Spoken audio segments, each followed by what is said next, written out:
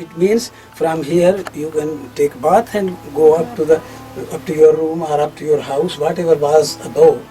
The Buddhists settled here in 2nd century AD, and then they were for 2 centuries here, and then 2 left the site.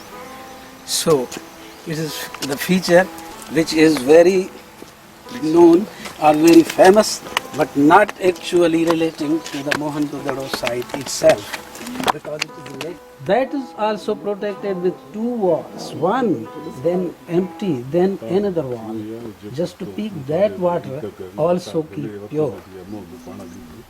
See that how the people were cautious about these rituals.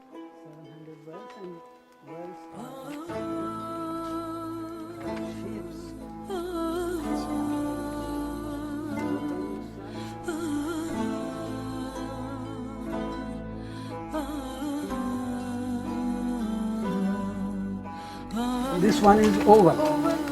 Then we have circular. So very different shapes, and this is another important place.